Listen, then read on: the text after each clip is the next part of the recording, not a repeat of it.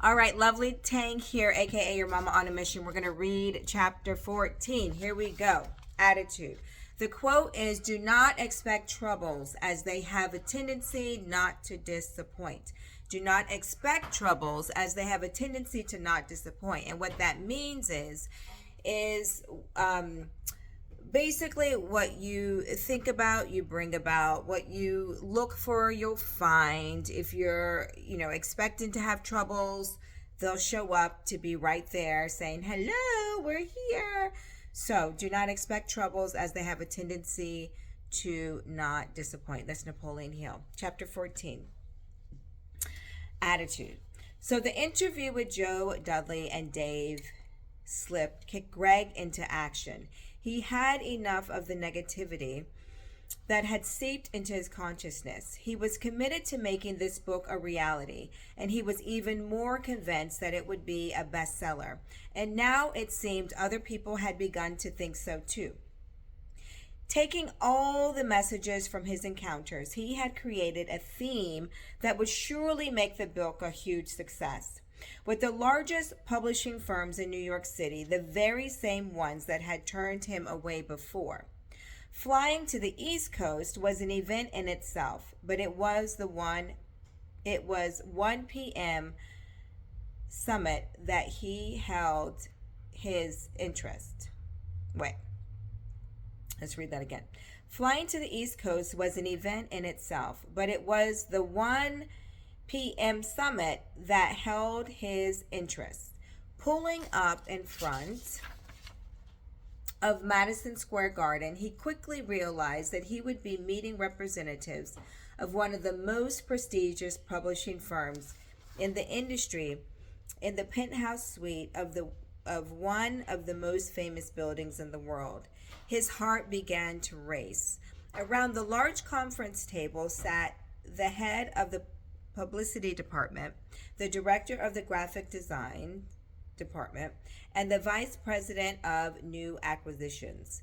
What an incredible experience. Finally, Greg felt he was about to get his big break. During the meeting, he described the way the book would flow, suggested ideas for the cover, and discussed the concepts he had for effective distribution. Everyone seemed to love the project.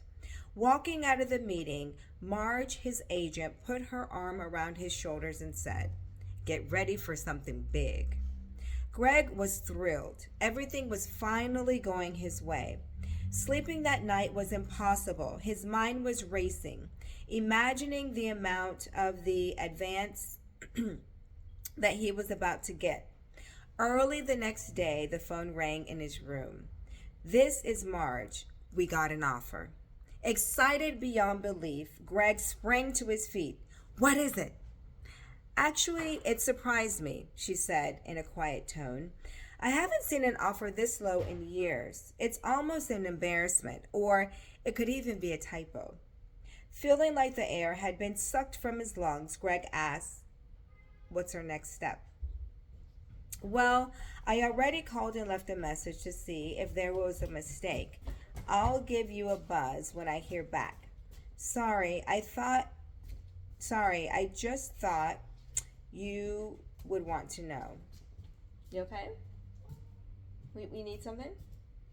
I don't know what to do. Okay. You can play. I'm just going to finish reading. All right? But just not too loud, okay? Okay.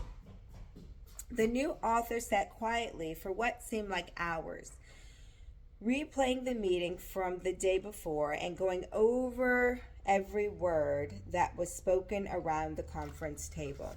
Nothing fit. Everyone in the room had acted genuinely interested. The energy had been simmering, and the feedback totally supported his interpretation. How on earth could these people not jump all over the project? How on earth could these people not jump all over a project like this, he thought. We have incredible insight from world leaders, great nuggets of wisdom, not to mention the support of the Napoleon Hill Foundation. This doesn't make sense. Making an executive decision, he decided not to call anyone with the news until he had more information to the offer. Reaching for the book he was pitching to the publishers, he began reading the words of his own manuscript, reflecting on what all the people had gone through before they had found, or rather, made their success. He was once again reminded of the similarities between his own struggles and those he was writing about.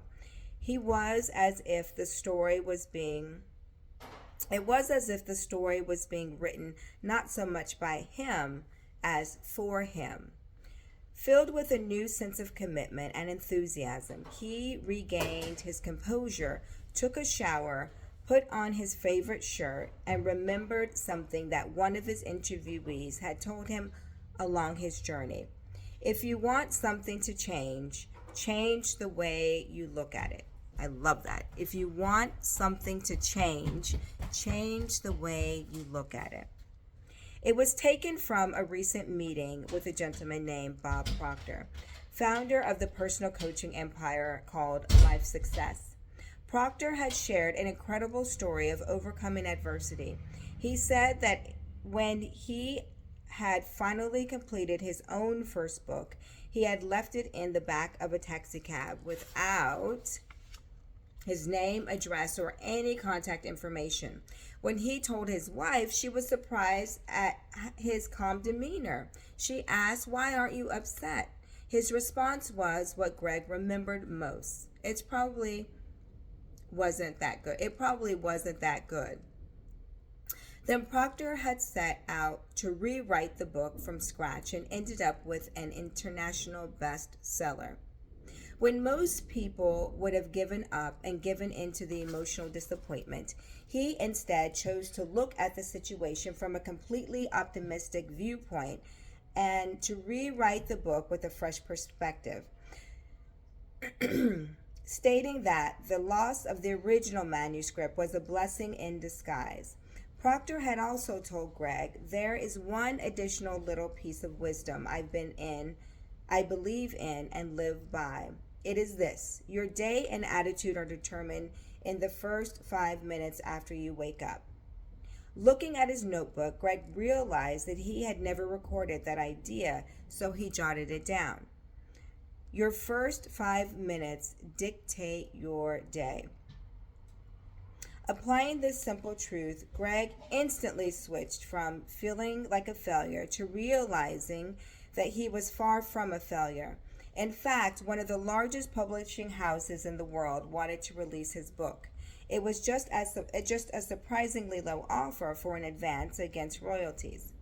He had to admit that it was probably low based on his lack of any track record as an author. The reason the agent had been so depressed was most likely that she too had expected the book to be a big hit, resulting in a big paycheck up front. Greg transformed from disappointment into gratitude that he had just received his first ever offer to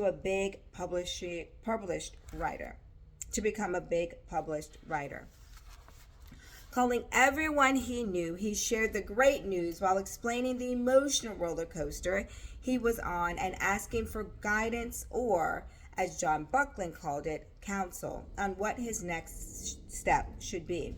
"Congratulations," Buckland said. "Now that you have your confidence back, you know at least there is one publisher that wants the book. I challenge you to keep going and to understand that this is just part of the process." "Thank you, Mr. B," replied the apprentice. "The way I see it, and I keep telling myself that if everything came too easy, I probably wouldn't appreciate it as much." That's a great attitude and very true. In addition, please know, in time you will succeed. And even though this may not be the publisher that you will ultimately go with, you did well all the same. And one more thing, remember that this is not just about you. It's about sharing all these great messages from a world-class team of success stories. Remember that you owe it to them to stay the course as well. With a renewed sense of vigor, Greg set a course to continue the project and humbly asked his agent to decline the initial offer, knowing that something better was out there somewhere. Even though by now the few months Greg had given himself to complete the book had slipped away many times over, his dream was still very much alive. Reflecting on the situation and flipping through his notepad, he stumbled across the name that he had almost forgotten: David M. Corbin, an award-winning inventor, speaker, and creator of a process called Illuminate. He recalled a story Corbin had shared about working with a group of eye care professionals. Although the doctors knew that their clients needed quality eyeglasses, they also admitted that they were much better doctors than salespeople. What Corbin did was simply illuminate, that they were in a collective state of denial. These customers needed their glasses, and someone had to sell them to them. Corbin showed the doctors that instead of focusing on being peddlers, they should shift their attention towards problem solving. In this case, you should develop a new attitude that they were being of service, assisting their patients to buy what they needed to enhance their lifestyle. Talk about changing the way you look at something. Greg thought while flipping through the notes he took from his meeting with Corbin. Accentuate the positive and illuminate the negative. Lily girl, not too loud, okay? I'm almost done.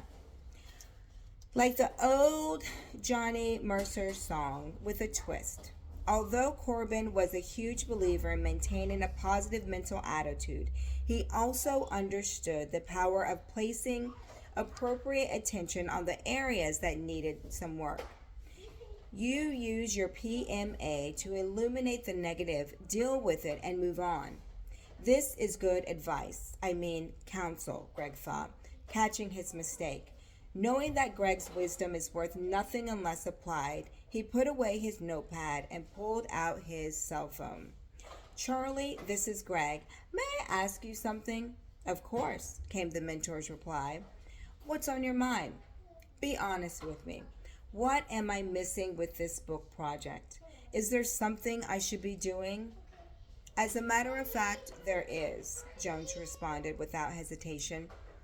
Even though he was the one who had asked, Greg was almost stunned at the quickness of the response. Tell me, he said into the receiver. Ben Blanchard and I have been working on a new book, Jones said, and while we were comparing notes, something hit me. You have pure magic in your hands, a great story with incredible wisdom from incredibly successful people, yet there is one thing you are still missing. There was only silence from Greg's side of the phone in anticipation of his own illumination. You need some help with writing. You are a nice young man and everything, but even Ken and I get outside help when doing this. Point is, this project has become bigger than just you, and more importantly, you now owe it to the people you have interviewed to get some assistance in sharing their stories in the best light possible. Jones continued, I want you to consider finding a co-author who can help you make this book the best it can be. Do it for the Napoleon Hill Foundation. Do it for the people you have interviewed, and do it for yourself. That's all that's missing. He finished with, as you know, I believe that the greatest element of success is faith. And I want you to understand that I have faith that you will do the right thing. No pressure, Greg said to himself, knowing that he'd been just given a kick in the pants and told what may have been the final missing puzzle piece that he was seeking.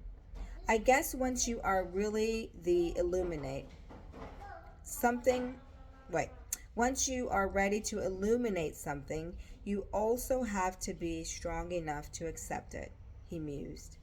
This was something he was eager to share with Mia. And we finished. All right, chapter 14 is complete. Chapter 15 is on the horizon. And chapter 15 is about associations. The quote is, "Success requires no explanation. Failure permits no alibis." And that's Napoleon Hill. Yay! So we made it, and we are currently on page 141. We are more than halfway through the book. All right, take care. Lovely Tang, aka your mom on a mission, signing out. Peace. Bye-bye.